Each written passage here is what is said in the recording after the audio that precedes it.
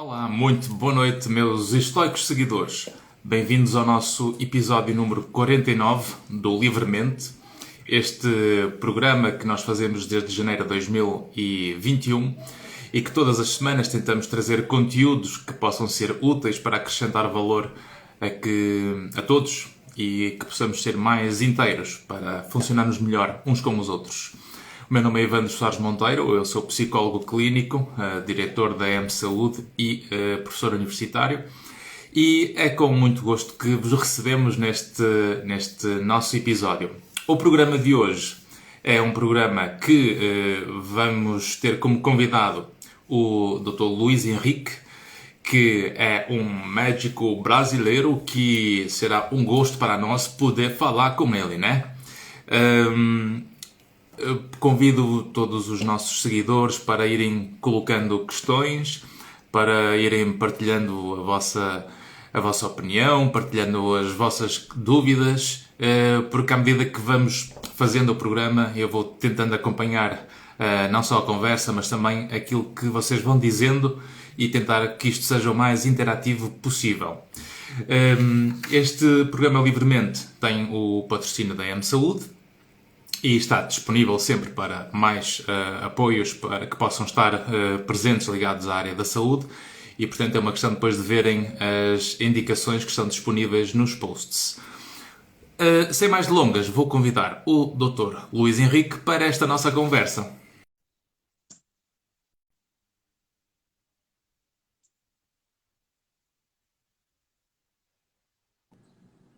Alô, Olá, doutor Evandro. Um como prazer está? imenso falar com vocês todos.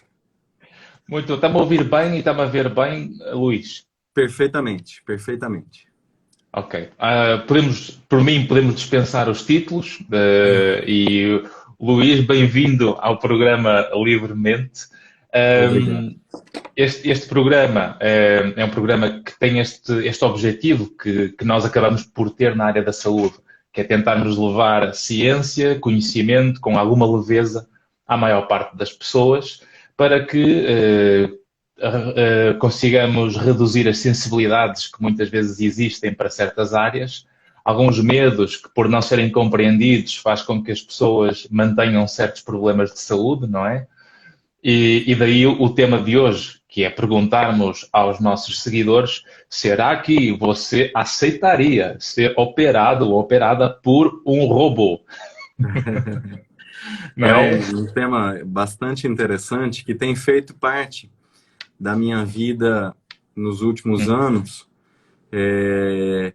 E justamente o, o conceito de robô é que tem que ser desmistificado para a população para que haja uma aceitação mais tranquila desse processo, né, de se submeter a uma cirurgia por um robô. Certo.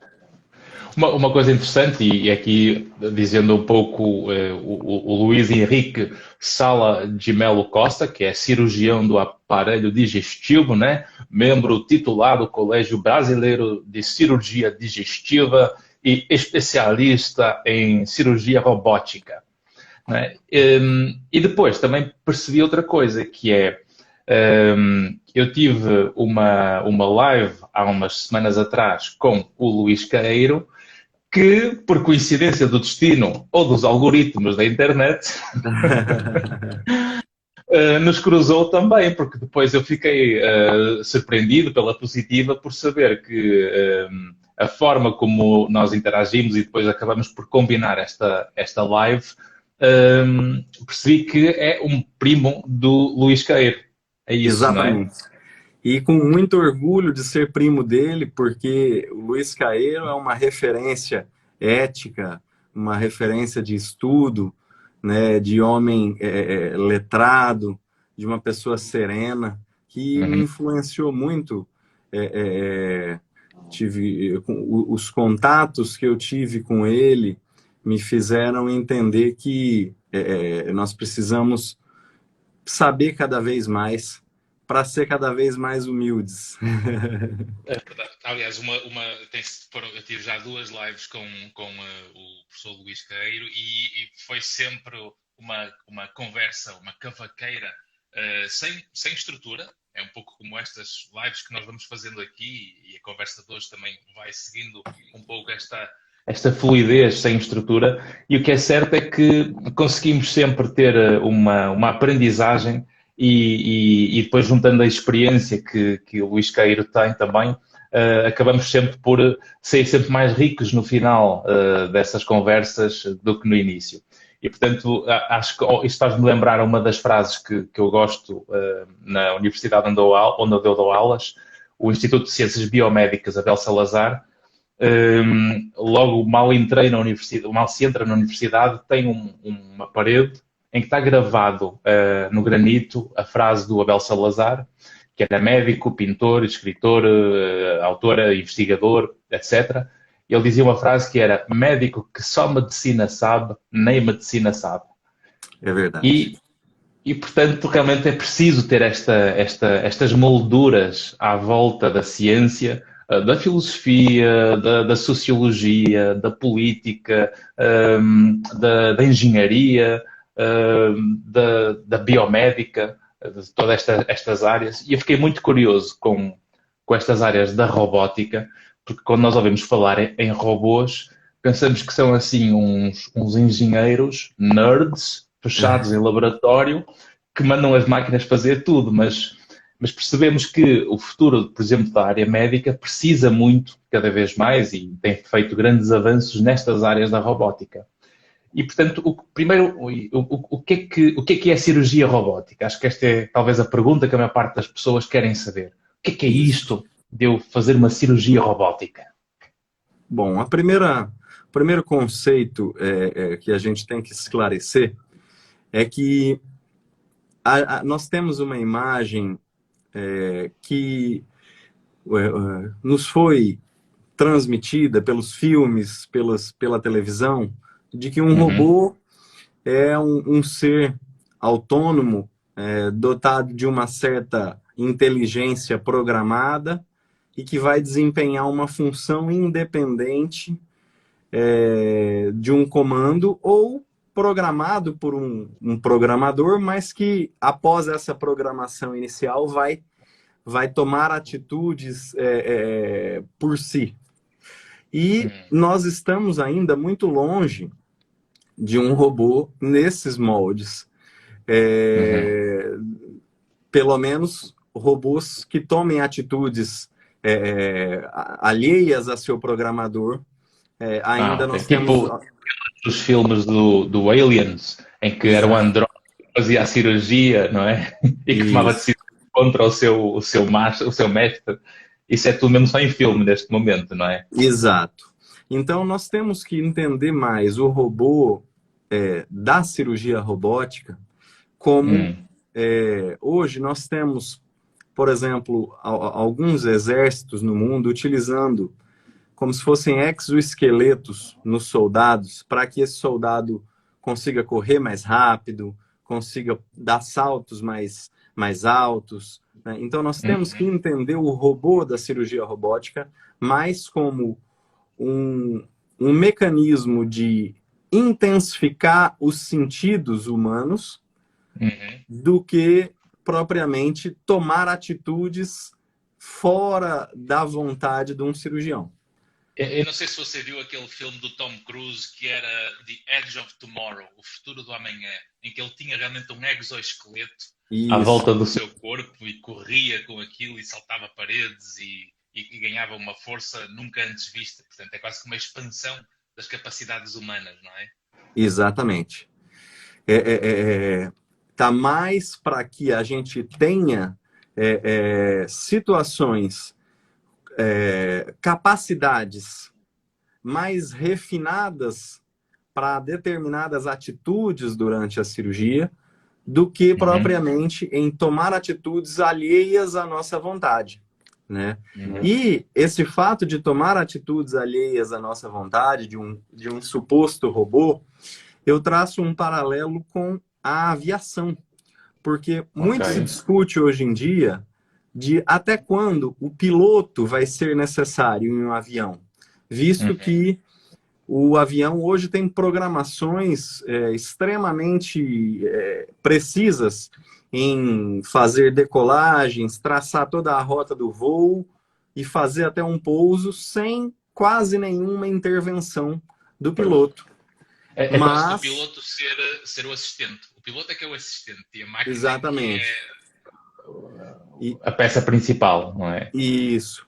Porém, a todo momento nós vemos notícias de aviões que entraram em pane e necessitaram da influência do piloto, do discernimento, né, Uhum. técnico e de experiência do piloto para que essas atitudes tenham sido um sucesso. E como mais e mais nós temos, né, pilotos que chegam a pousar um avião em pane sem que haja vítimas, né? Então, esse mesmo Uhum. paralelo, ele vai para a cirurgia. Então, nós temos o robô como uma maneira de trazer mais precisão nas incisões, nas dissecções cirúrgicas. Temos o robô como uma maneira de fazer que a gente faça a cirurgia sentado, né? Coisa Ok. que é extremamente importante, porque depois de um certo tempo cirúrgico, a fadiga física é um fator muito limitante. E o fato de estar sentado, operando o robô, faz com que a qualidade cirúrgica se mantenha por mais tempo. E isso faz lembrar outra coisa, que é, eu estou a imaginar que, sendo um ser humano que está a coordenar essa cirurgia, a nossa idade também vai avançando. E nós sabemos que, pelo menos eu vejo essa experiência, porque sendo psicólogo clínico e fazendo psicoterapia em muitos profissionais, inclusive muitos médicos que nas fases de transição sofrem bastante, porque há ali uma altura perto da reforma em que eles com os seus 60 e poucos anos, 70 e poucos anos, começam a perceber que a capacidade para a cirurgia já não é a mesma. Então eles têm que escolher abdicar de fazer o ato cirúrgico e serem mais supervisores ou mentores dos novos cirurgiões e se calhar com a cirurgia robótica se calhar já conseguem prolongar as suas competências e as suas capacidades de cirurgia. Com certeza. Eu vi vários exemplos de cirurgiões. É, na medida que eu fui fazendo os cursos da robótica e tendo contato com cirurgiões da robótica, eu fui percebendo muitos cirurgiões que desempenhavam a cirurgia aberta, depois passaram para videolaparoscopia e já estavam no declínio da capacidade física em realizar a videolaparoscopia e que viram na robótica uma maneira de voltar com muita qualidade. E aí tiveram uma vantagem enorme até em relação aos outros, porque já tinham aquela bagagem, aquela experiência toda, e agora estavam com uma visão melhorada por conta da visão em 3D que o robô propicia, né? O cansaço já não é mais um empecilho, o tremor das mãos já não é mais um empecilho, porque o robô ele tem a capacidade de filtrar esses tremores. Então, isso fez com que cirurgiões que estavam se sentindo fora do game, né, voltassem. Isso é quase, não é? Portanto, seria para eu carregar aqui no botão yes, não é? E o médico na cirurgia dizer: vem aí, chama esses estagiários aí, venham aprender alguma coisa comigo com os meus 70 anos, né? Exatamente. E a cirurgia robótica, tal qual a videolaparoscopia, ela, além de propiciar ao paciente uma qualidade melhor, menos trauma aos tecidos corporais, ela também faz exatamente isso que o senhor acabou de falar. Propicia, por ela ser inteira filmada e transmitida nas televisões, na sala cirúrgica, todos têm acesso ao campo cirúrgico. Então, não é só na aberta, as pessoas tinham que, para enxergar a cirurgia, empurrar um pouquinho o cirurgião para cá, empurrar o auxiliar para cá, para poder olhar dentro da barriga. E isso acabou hoje em dia. Toda a cirurgia é transmitida pela televisão, então todos têm acesso. O cara que passa ali transportando uma maca para lá, ele pode dar um que a gente chama aqui no Brasil de um pitaco, né? Pode dar uma opiniãozinha. E depois tem uma vantagem que é, se realmente estamos a poder assistir mais ao ato cirúrgico em si, conseguir observar mais a cirurgia, isto provavelmente também faz com que o número de acidentes nos primeiros atos cirúrgicos dos novos cirurgiões também seja reduzido. Porque pelo facto de eles verem melhor, faz com que aprendam de uma forma mais eficaz e cometam menos erros, principalmente quando há pouca casuística. Exatamente. É observado em vários trabalhos, conforme a cirurgia robótica vai ficando cada vez mais democratizada e mais robôs vão sendo comprados pelos hospitais, muitos trabalhos têm mostrado que a curva de aprendizado do cirurgião na robótica é extremamente mais curta do que na videolaparoscopia e do que na cirurgia aberta. Isso porque a maneira de se manipular o robô é muito intuitiva. E, inclusive... É um comando de PlayStation? Não é um comando de PlayStation. Na realidade, o comando do robô, ele é como se você tivesse um joystick que fica suspenso e você pega como se fosse uma pinça com as duas mãos nele. E aí existem botões aqui, aqui, e ele fica sensível a todo esse seu movimento. Então você faz um movimento no console do cirurgião e os braços mecânicos do robô manipulam as pinças dentro da barriga do paciente na mesma proporção. Isso quase que pareciam as pinças dos pauzinhos chineses, não é? Quase que estar ali para conseguir tocar nos sítios certos. E depois isso tem vários comandos dentro do stick que depois dá para clicar se deve apertar mais, se é para largar, se é para costurar, romper. Isso. Essa sensibilidade que você aplica em 2 botões nesse joystick faz com que as pinças lá dentro abram e fechem. E assim, da mesma maneira, as tesouras para cortar os tecidos abrem e fecham. Você tem pedais que você aperta com o pé e eles fazem os instrumentais cauterizarem tecidos, injetar substâncias. Então, há uma gama muito grande de possibilidades num console robótico. Ou seja, então é mesmo uma experiência que acaba por ser um prolongamento das capacidades, não é? Porque é quase que se os seus dedos são uma projeção para a máquina para depois fazer o ato cirúrgico no corpo. Perfeitamente, perfeitamente. E uma grande vantagem é que na cirurgia aberta você tem 2 mãos, evidentemente. Na videolaparoscopia, também, o cirurgião só consegue manipular 2 mãos ao mesmo tempo. Mas durante a cirurgia robótica, o cirurgião consegue manipular 3 pinças ao mesmo tempo. Porque ele pode fazer um comando com o pé para ele trocar se a mão direita dele está atuando com uma pinça ou outra. E a esquerda utiliza uma pinça apenas. Então, mais uma vantagem. Isso parece meio uma bateria, não é? Tem tudo. Tem. Não, realmente é uma coordenação que é preciso, porque realmente isso tem que ter treino, não é? Porque depois há uma formação, há um treino teórico, há um treino prático, há um treino experimental, não é? Para precisamente fazer todo tipo de experiências. E será que devemos ter mais medo da cirurgia tradicional ou mais medo da cirurgia robótica? É uma pergunta bastante interessante e ela tem a seguinte resposta. Nós sempre teremos cirurgia aberta. Existem procedimentos impossíveis de se fazer por técnica robótica, por videolaparoscopia, né? A cirurgia aberta vai ter sempre o seu valor. Da mesma maneira, tem procedimentos que não vão valer a pena ser feitos por robô, porque a duração da cirurgia robótica, pelo fato de a gente ter que acoplar todos aqueles equipamentos no paciente, ela acaba sendo de duração um pouco maior.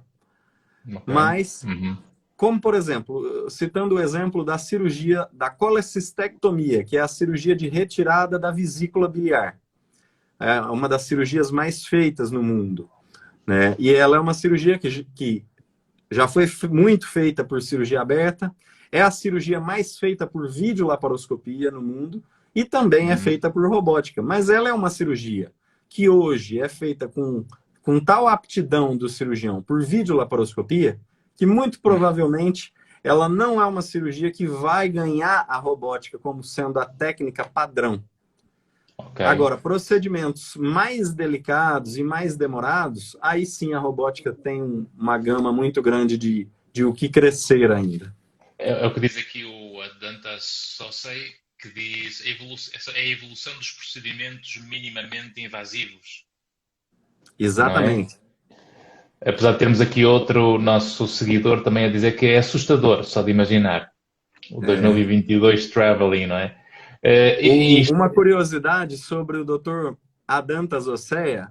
Dr. Adantas Ocea é André Roberto Dantas Ocea.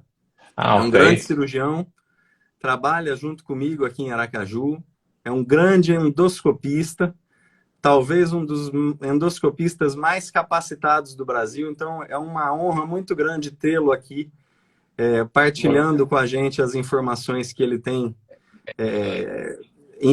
assim, em abundância a nos contribuir. É sempre bom saber e espero nunca precisar.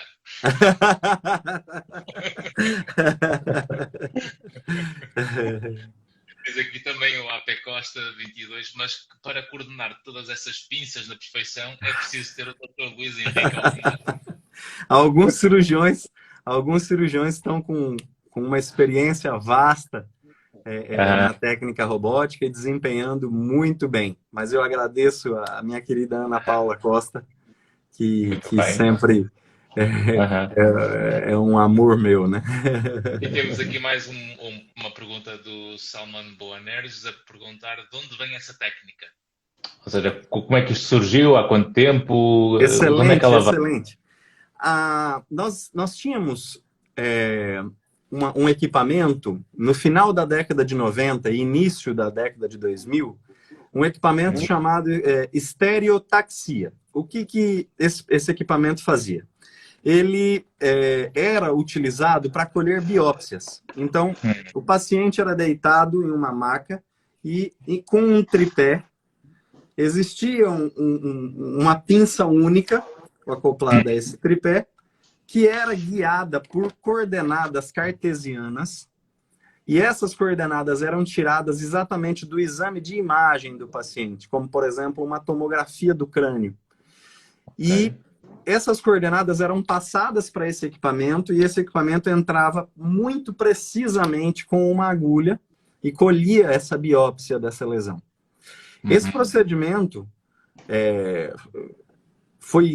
o desenvolvimento dele foi um ganho muito grande para essas biópsias de difícil realização. Mas começou a se ter a ideia de que esse braço, que era extremamente preciso, não tremia, né, não fazia movimentos errados, pudesse auxiliar a outros movimentos e a outros comandos.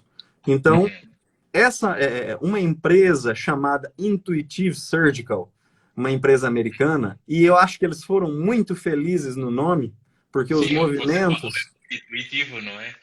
Isso. Essa empresa começou a desenvolver vários robôs a partir desse equipamento de estereotaxia, e inicialmente um robô que ganhou uma certa visibilidade foi um robô utilizado pela ortopedia para fazer procedimentos minimamente invasivos no joelho. Depois disso, houve a criação do sistema mais moderno hoje, que é o sistema Da Vinci, que é justamente esse equipamento em que existe um console do cirurgião que é separado do console do paciente. Então, o paciente é colocado na maca, anestesiado, completamente imobilizado por efeito de medicamentos, para que não haja nenhuma movimentação. Mas ele está consciente ou não está consciente? Inconsciente. Ele está sob anestesia geral. Né? Eu não estava a pensar que já estavam só a desligar o corpo e eu ficava tipo a ir. Não. Completamente inconsciente sob anestesia geral. Então, claro. Nesse console do paciente, os braços robóticos são acoplados e introduzidos na cavidade abdominal do paciente ou na cavidade torácica por pequenas incisões de 1 centímetro ou 8 milímetros. Então, isso faz com que não haja grandes incisões no paciente. Depois desse acoplamento... Ficam aquelas pintinhas, exato. Depois ficam aquelas cicatrizes muito pequenininhas. Muito pequenininhas, exatamente.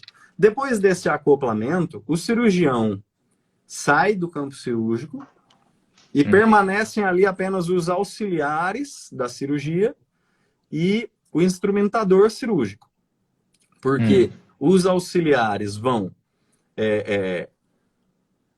manipular os braços robóticos e fazer a troca dos equipamentos usados pelos braços robóticos. Então, ele vai trocar uma pinça por uma tesoura, por uma pinça de cauterização, né? E o cirurgião sai do campo e ele vai até o console robótico, que tem uma parte de acoplar a face, e aí, a partir desse momento, toda a visão dentro da cavidade abdominal passa a ser em 3 dimensões. E ele consegue... Ou seja, é uma combinação de várias técnicas, desde a área da engenharia, a imagiologia, e depois com esta adaptação às capacidades humanas. Exatamente. Se sincronizam. Inclusive, esse robô, ele tem a capacidade de colher todos os exames do prontuário do paciente e ficar disponíveis para que o cirurgião ali dentro desse console consiga ir, ao mesmo tempo que ele vai operando, e assistindo o exame da tomografia, da ressonância magnética. Ou seja, nesse campo, isto faz lembrar uma pergunta que temos também aqui algumas perguntas que fomos colocando ao longo da semana, mas que realmente parecem ser bem interessantes, que é se eu, enquanto paciente, estou numa sala, sei que há aqui um conjunto de assistentes na sala e o médico está noutra sala, se calhar nós estamos ali um pouco num ambiente mais frio, mais desumano. Como se conseguir humanizar esse processo cirúrgico? Ou seja, o que é que deve ser feito ou o que é recomendável fazer-se para não haver este receio da cirurgia por uma máquina, desta desumanização que é a percepção que algumas pessoas têm? Bom, várias questões, né, nessa. E primeiro de tudo, geralmente, o cirurgião, por mais que ele saia daquele momento ali do campo cirúrgico, geralmente o console do cirurgião fica ainda assim dentro da mesma sala. Então fica, na realidade, a poucos passos ali da mesa cirúrgica. Agora, o fato da humanização desse momento, ela tem os dois lados dessa balança. É claro que nós somos movidos por uma sensação humana intensa, pelo fato de nós estarmos ali tentando fazer o máximo para que a gente melhore a qualidade de vida, salve uma vida, né? Para que nós estamos, sim, lidando com um irmão, né? Um ser humano como nós. Mas esse momento de humanidade, ele não pode atrapalhar, naquele momento ali, um desempenho técnico impecável. Então, essa balança é extremamente difícil. Daí que talvez seja importante o trabalho que os psicólogos fazem para preparar a cirurgia e para o processo depois de recuperação pós-cirurgia. Porque muitas vezes é Perfeitamente. isto, não é? Porque nota-se que em muitas cirurgias a pessoa muitas vezes é lançada para a cirurgia e vai no escuro, vai naquele medo assustador, porque não compreende o processo, não sabe como é que vai ser, não se sente abraçado ou acarinhado por aquelas características que são primitivas e instintivas em nós, que é a necessidade de vínculo, de sentirmos aconchegados perante o desconhecido. Exatamente. O contexto da multidisciplinaridade é fundamental em cirurgia. E, aliás, é fundamental em saúde. Hoje, nós acabamos que colocamos o termo em medicina um pouco para um nível em que tenha que ter em saúde. Porque a saúde ela é muito mais do que medicina, ela é um contexto biopsicossocial do paciente que é feito por várias áreas simultâneas, a psicologia, a nutrição, a fisioterapia. Então, essa situação... Se nós virmos a parte dos robôs, que não estamos a falar na área da saúde, mas quando, por exemplo, as engenharias dos japoneses, os americanos, quando inventam aqueles robôs ajudantes para armazéns, para empresas, eles tentam fazer com que o robô seja funcional, mas com uma aparência androide, não é? Humana. Ou um cão, ou um homem, ou uma mulher, ou seja, a Sofia, lembramos daquela máquina inteligente, a Sofia, não é? Que é o robô com a inteligência artificial, que realmente eles tentam humanizar ao máximo para que nós olhemos para a máquina e haja essa sensação de humanização, mesmo que eu saiba que estou a falar com uma programação de zeros e uns, muito provavelmente, não é? Exatamente. Exatamente. É muito difícil nós entendermos o meio termo entre tecnologia e humanidade. Nós estamos esbarrando em diversos problemas relacionados à tecnologia, justamente pela incompatibilidade entre a tecnologia, às vezes, né, e a humanidade. As redes sociais estão aí causando tantos problemas, mas também nos aproximando, com um oceano entre nós. Sim. Mas se calhar as redes sociais também estão a tornar a ideia de que as coisas são rápidas e fáceis.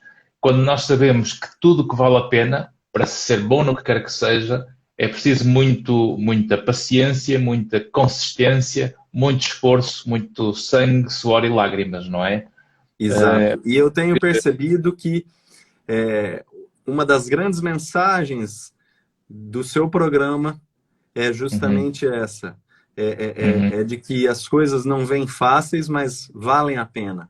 Ser correto vale a pena. Eu tenho acompanhado vários programas, inclusive a entrevista com o Luiz Caeiro, trabalhou muito esse tema, né, porque foi uma entrevista que discutiu bastante política, né, e realmente, assim, ter uma trajetória pautada em valores sempre vale mais a pena do que um crescimento rápido e desordenado.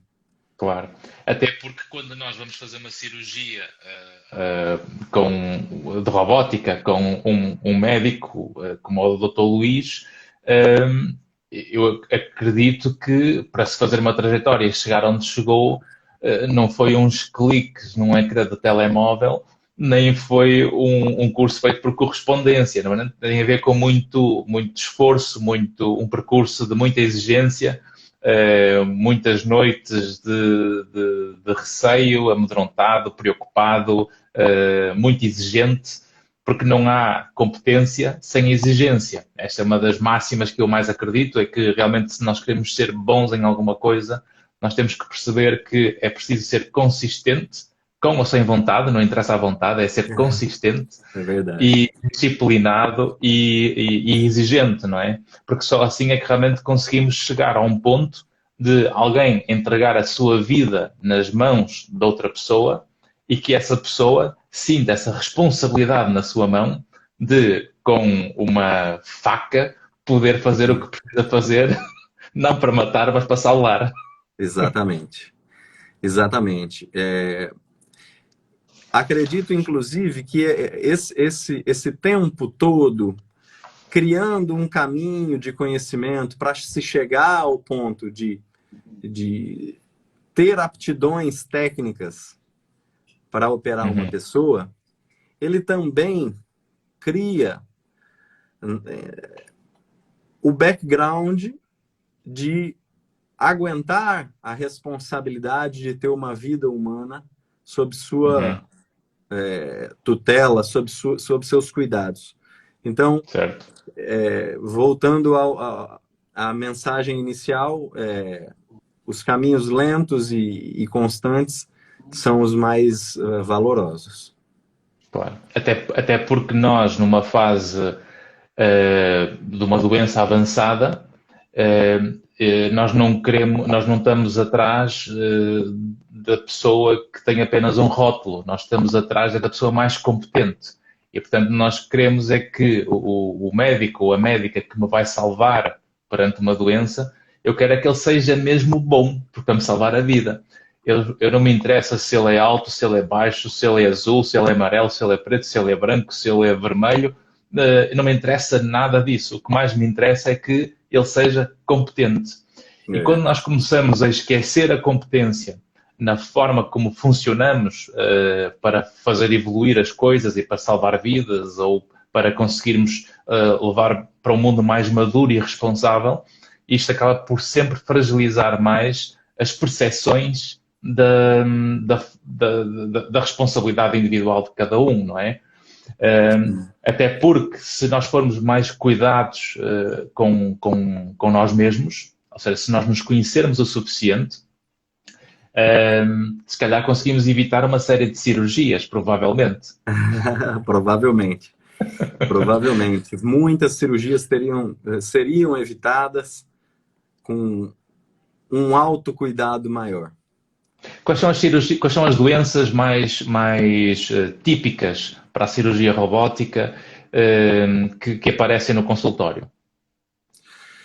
As cirurgias mais feitas por robótica, que inclusive foram as primeiras cirurgias abdominais feitas por robótica, são as cirurgias de próstata, de câncer de próstata. A urologia é a detentora, hoje em dia, do recorde de cirurgias robóticas realizadas. Por quê? Porque a prostatectomia, ou seja, a cirurgia de remoção da próstata por via robótica, é uma das cirurgias que mais dá diferença de resultados em relação a outras técnicas. Então, a robótica é fantástica para cirurgias prostáticas. Depois vem as cirurgias... Faz lembrar logo a importância dos homens deixarem de ter vergonha de ir ao urologista e fazer Exatamente. o seu exame. Então, porque se calhar muitas dessas cirurgias seriam evitáveis se não houvesse esse receio ou essa vergonha de ir ao médico urologista. Portanto, exatamente. Mais de 35, 40 anos, vocês façam a vossa consulta de urologia. Nós não queremos tantas cirurgias à próstata. Exatamente. A prevenção, ela é muito relacionada ao autocuidado, à consciência de saúde de cada indivíduo, né? Então, muitas cirurgias teriam sido evitadas. E outras cirurgias realizadas por via robótica são as cirurgias de tumores do trato gastrointestinal. Então, cirurgia de tumores de câncer de estômago, intestino, câncer de fígado e pâncreas, né? E as cirurgias de doenças não oncológicas, mas realizadas, são as cirurgias bariátricas, né? E as cirurgias de hérnias. que tem grande vantagem em se exercer a técnica robótica para essas cirurgias. É curioso ver que há um traço comum a todas estas doenças que depois vão parar à marquesa do Dr. Luís para fazer essas cirurgias, que o traço comum é que muitos dos cancros, dos problemas da próstata, dos problemas de estômago, de intestinos, etc., têm muito a ver com o estilo de vida, com a forma como a pessoa sabe cuidar do seu estilo de vida e que sabe gerir os seus problemas, os seus stresses, a sua qualidade alimentar, a sua atividade física, os ritmos de sono. Portanto, há uma série de, como falou há pouco, dessa saúde preventiva, de comportamentos de saúde preventiva, que se nós conseguirmos levar a população e as pessoas a ficarem mais informadas e mais responsáveis essa é a grande vantagem da informação, é que nós ao darmos informação, a pessoa passa a saber. E a partir do momento que eu passo a saber, eu já não tenho desculpas para tirar a culpa. Portanto, eu já tenho a responsabilidade. E, portanto, se nós conseguimos apelar e passar esta mensagem da importância das pessoas zelarem pela sua saúde com uma preocupação, com as suas consultas regulares e os check-ups regulares, uma qualidade alimentar saudável, uma atividade física regular e ter pessoas de qualidade à volta, porque geralmente muitos dos problemas que levam a esvaziar o frigorífico têm a ver com a qualidade das pessoas que estão à nossa volta. Se calhar não vamos engordando ou não vamos quase que sendo levados pelos problemas que a vida vai dando, ao ponto de desenvolvermos doenças e depois andamos atrás de um tratamento ou de uma salvação médica, quando muito disso também pode ter a ver com toda esta envolvência invisível, não é? Não é invisível. Toda esta envolvência de comportamentos e de realidades em que as pessoas mergulham. E, portanto, se nestas doenças as pessoas estando informadas, se perceberem que é preciso fazer um controle da doença, não só com a consulta, como com os exames complementares para evitar a cirurgia geralmente já tem a ver com uma intervenção já de mais tardia, de última linha, não é? Isso. Porque enquanto médico cirurgião tem que escolher a relação entre o risco e o benefício da cirurgia. Isso também deve ser um momento de responsabilidade muito grande na mão do médico. Muito, principalmente em pacientes idosos. Muitas vezes o tratamento melhor é o não tratamento. E é muito difícil tomar essa atitude porque nós somos levados pelo ímpeto de ajudar, mas muitas vezes a melhor ajuda é apenas a observação, a não interferência. Certo. Até porque há muitas doenças que, em certa idade, porque o metabolismo também já é mais reduzido, se calhar a pessoa consegue estar mais protegida não fazendo a cirurgia do que fazendo a cirurgia, não é? Sim, em alguns casos, sim. Foi muito importante isso que você mencionou, do sentido de a influência das amizades, do contexto em que a pessoa vive, porque nós vemos uma pandemia de obesidade. E a obesidade ela tem que ser encarada como o que ela realmente é, que é uma doença. E a obesidade ela está muito relacionada a grupos de risco. Então, já é sabido que famílias com um obeso têm mais tendência a ter outros obesos. Amigos de obesos geralmente são obesos. Então, essas influências têm que ser contagiantes, tem que ser a influência em saúde tem que ser contagiante a ponto de atingir os grupos de risco.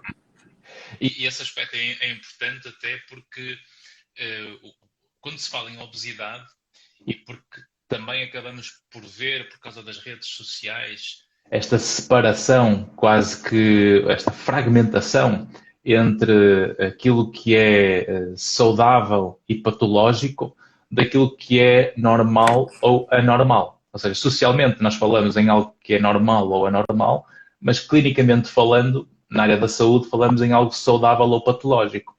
E quase que vemos hoje em dia uma aceitação incondicional das coisas, portanto, ser obeso, nós temos que aceitar as pessoas como elas são. E nós não nos podemos esquecer que a obesidade é doença, não é para aceitar de uma forma incondicional. Exatamente. Apesar de todo esse contexto cultural, né, eu acho que a influência que nós temos que ter contra a obesidade não pode ser contaminada pelo fato de se dizer que não está aceitando o outro indivíduo por ele ser obeso. Não é isso. É justamente livrar esse indivíduo dessa doença que é a obesidade. Todo mundo é gordo, não há problema, isso é normal. Todo mundo é gordo. E não podemos normalizar isto, porque as pessoas têm que ser, de facto, exigentes, não é? Aliás, morre-se mais cedo, porque a obesidade sabemos que acelera o processo de envelhecimento. Sim. Acelera o processo de doenças cardiológicas. Exatamente, não é?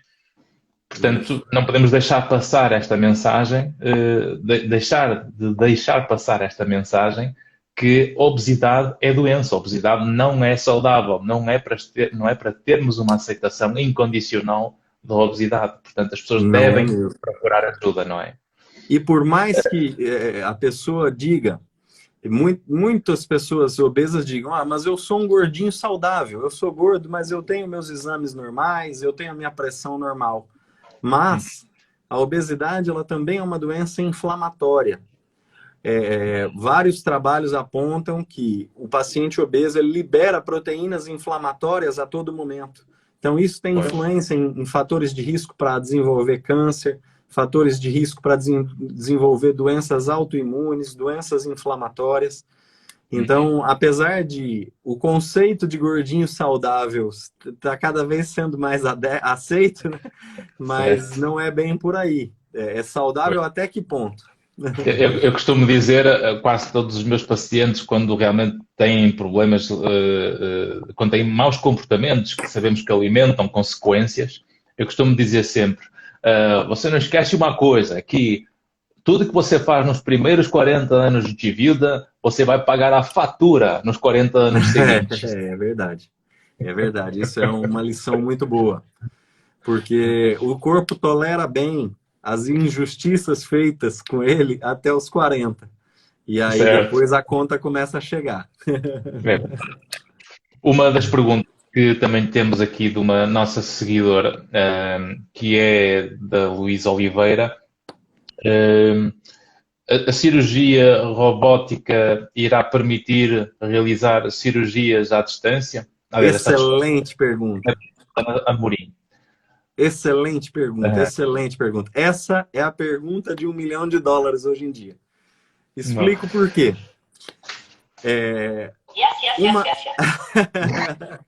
Uma cirurgia robótica já foi realizada em Genebra com o paciente nos Estados Unidos. Mas ela teve que ser feita mediante um cabo submarino de dados. Por quê? O atraso da emissão, ok. Exatamente. Então, qual é a grande expectativa que existe sobre a tecnologia 5G? A expectativa é que esse delay seja tão mais baixo que possibilite a realização de procedimentos com o cirurgião e o paciente em cidades, em países diferentes. A ciência é tão bonita, não é, doutor? Sim. Fazer uma Agora cirurgia... eu fico imaginando a logística envolvida nisso. Paciente com médicos assistentes dentro da sala, com cirurgiões auxiliares, porém o cirurgião principal em outro país. Isso vai demandar um trabalho jurídico, ético, muito grande. Licenças, não é? Porque tem licença no Brasil, mas depois ter a licença para operar noutro país, isso. Tem aqui há um problema aqui social, não é? Ou realmente destas regras legais, das diferenças e as regras entre os países. Portanto, há aqui todo um mundo novo que vai trazer muito trabalho aos advogados e às relações. Sim. Uma das perguntas que temos aqui, a Dália Pacheco, um comentário a dizer, é que em Coimbra havia um médico que, quando via o paciente obeso, não o operava, mandava para casa fazer dieta. Isso já foi muito mais comum e deveria ser mais comum. Apesar de que o paciente obeso ele tem uma grande dificuldade em perder peso sozinho, em perder peso com uma dieta. Então, justamente, a gente realiza uma cirurgia bariátrica num paciente justamente por esse caso. Mas mesmo a cirurgia bariátrica, ela necessita uma certa perda de peso pré-operatória para possibilitar um ato cirúrgico mais seguro. E o trabalho do psicólogo com o nutricionista e com o médico para este trabalho da alteração do estilo de vida, porque é sabido que muitos doentes que fazem a banda gástrica para essa cirurgia bariátrica, eles acabam por, entre 3 a 5 anos depois, provavelmente recuperar parte do peso, ou grande parte do peso até. Sim. Ou recuperar grande parte do peso, ou desenvolver transtornos alimentares, como anorexia, como bulimia, né, como maior tendência a suicídio, ou como erros alimentares. Por isso, para a cirurgia bariátrica, é mandatório a equipe multidisciplinar atuar muito ativamente, né? Então, o psicólogo, a nutricionista, o cirurgião tem que estar muito bem alinhados com relação ao paciente. Há cirurgias que muitas vezes eu vou fazendo um ou outro caso em parceria com alguns médicos cirurgiões dos hospitais aqui da zona do Porto, em que o paciente, muitas vezes, ele próprio tem a consciência da importância de conseguir melhorar os seus comportamentos, por exemplo, os seus comportamentos alimentares, criar um estilo de atividade física regular para tentar criar um hábito para não ficar tão sedentário, que foi o que levou muitas vezes ao excesso de peso, e ao tentar fazer essa alteração da alimentação e criando rotinas de atividade física, é que depois vai preparar entre 2 a 3 meses o processo para depois então fazer a cirurgia. É quase que ele treinar a versão final antes da cirurgia. Exatamente. E tem até pacientes que falam, poxa, mas se eu ficar nessa dieta aqui, nesse estilo de vida, eu nem preciso da cirurgia. Mas é muito difícil o paciente tolerar com aquele peso todo, aquele estilo de vida pós-cirúrgico, né? Mas ele é fundamental para adequar o contexto psicológico do paciente ao pós-operatório. Um paciente que chega em um consultório de um cirurgião bariátrico, ele demora em torno de 45 a 60 dias até que ele esteja, de certa forma, preparado para ser submetido à cirurgia. Múltiplos atendimentos psicológicos, múltiplas consultas a nutricionista, realização de exames pré-operatórios. Então, realmente, não é uma coisa a se fazer a toque de caixa, né? Assim, com rapidez. A comunicação, não é? A própria comunicação com o paciente, porque nós temos estilos de personalidade que vai ouvir de maneira diferente aquilo que é dito. E, portanto, há pacientes que funcionam com informação mais dura e mais direta, e há outros que ficam mais vulneráveis com essa informação. E, portanto, se vamos dizer, você... Vem cá, seu gordo, vem aí, você vai ser operado, vai ter essa banha toda aí, não pode ser, né? Mas há outros que isso já funciona. E por isso é que quando o próprio paciente se conhece, e nós conhecemos com esse perfil na equipa clínica, qual o perfil da personalidade do paciente, se calhar esse paciente vai ter melhor prognóstico no pós-operatório, porque a linguagem é uniforme entre toda a equipa. Exatamente. Essa maneira otimizada de se comunicar com o paciente, ela já tem que estar muito bem alinhada no pré-operatório para que tudo corra bem no pós. Certo. Portanto, eu acho que aqui as perguntas que tenho já estão esclarificadas, portanto, era aqui Ainda temos aqui uma do Marco Soares a dizer que porque é que temos medo de ser operados por uma máquina? Já tocamos aqui, mas o que é que acha, doutor? Por que é que temos medo de ser operados por uma máquina? Acho que temos medo de ser operados por uma máquina, por um cirurgião com as mãos sem nenhum tipo de aparelho. Nós temos medo. A cirurgia é um momento extremamente difícil na vida de uma pessoa. É se entregar desprovido de qualquer tipo de defesa nas mãos de outra pessoa. É estar imóvel, anestesiado, ligado a um equipamento para auxiliar na respiração e torcer para acordar e estar tudo muito melhor do que estava antes. Então, é um momento que ninguém consegue se adaptar. Então, temos medo, sim, mas o conhecimento do que vai acontecer e do que nós vamos passar e do nível de dor que vamos ter e quem vai estar do nosso lado assim que nós precisarmos depois da cirurgia. Conhecimento, exigência e competência. Não é? Exatamente. E é por isso que confiamos, não é?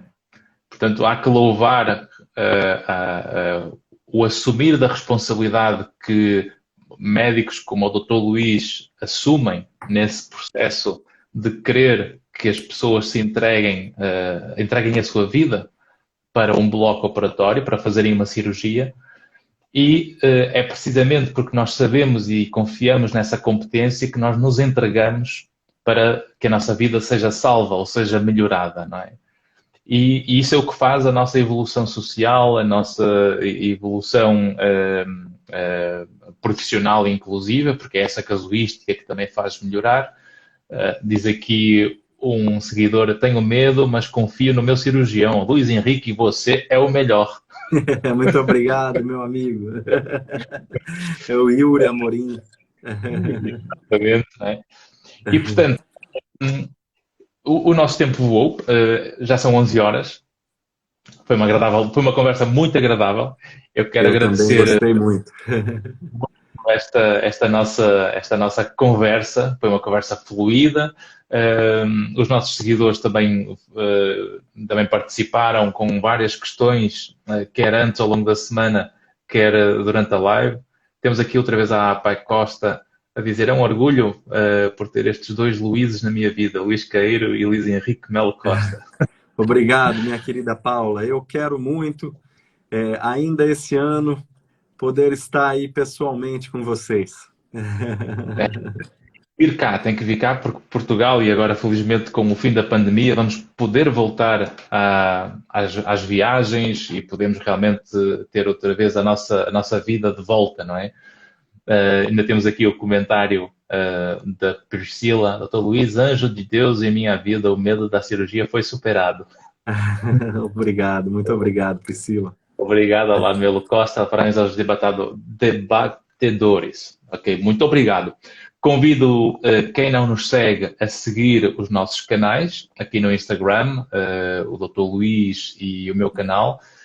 Os dois, ambos ligados à saúde, um para a saúde visível e cirúrgica e outro para a área da saúde invisível, que é aquilo que nós somos pelos nossos comportamentos, pensamentos e emoções. E como não dá para comprar nem vender, se calhar temos que nos conhecer. Exatamente. É um prazer muito grande participar desse momento, porque justamente ter os meus seguidores interagindo com o seu canal, Ivandro, justamente é uma coisa muito gratificante, porque é uma lição que nós temos que levar, que o contexto psicológico, principalmente da doença obesidade, ele é extremamente relevante, ele precisa ser abordado. Então, cada vez mais o contexto psicológico ele precisa ser muito bem acompanhado por um profissional capacitado. E precisamos continuar a confiar na ciência, precisamos continuar a confiar na competência de quem sabe fazer e não estarmos a confundir opiniões com factos, nem opiniões com ciência, ok? Portanto, foi com muito gosto que fizemos mais esta nossa live.